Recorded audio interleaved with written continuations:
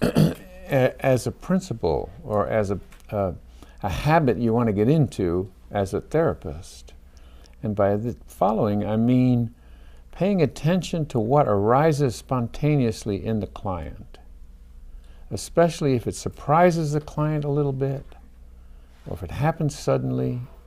You might say something and the client will be studying what's going on, and then, oh, I just felt like, or I just remembered. You have to do something with what just happened for the client.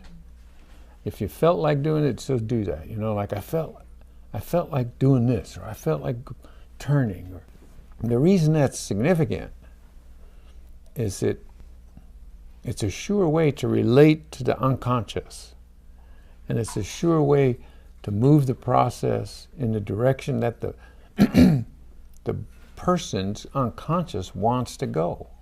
If it arises spontaneously, it's pertinent to some part of the person. And if it's a little bit of a surprise, it must have been the unconscious revealing itself. Or else, I don't know why that's here. I don't know why that happened. And it could be a gesture, it could be a memory, it could be an impulse, it could be a thought, an image, anything that pops up spontaneously is a good thing to follow. But it's the whole reason we're so focused on present moment experience, because what we want to interact with is in the unconscious. It's not what can be spoken about. It's not what people already know about. And the real-time evidence of that kind of stuff is what comes up spontaneously, what's manifest in behavior.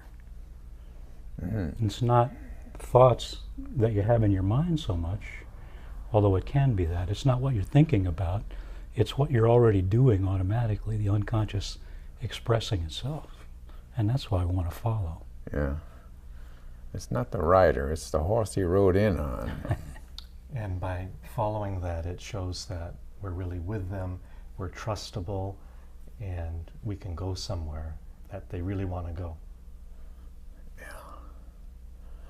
There's always an element of curiosity when something arises spontaneously like that. And that curiosity is a motivator for the person.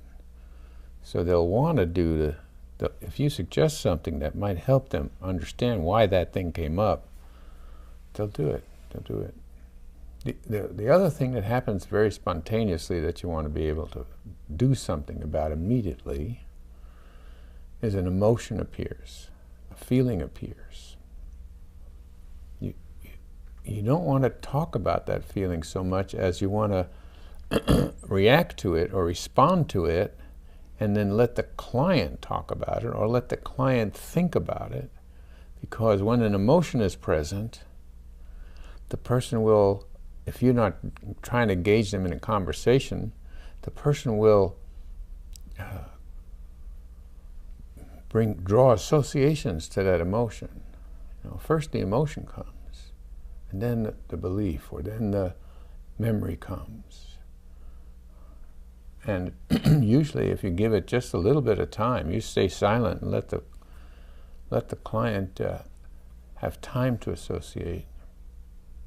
It'll deepen. It'll deepen.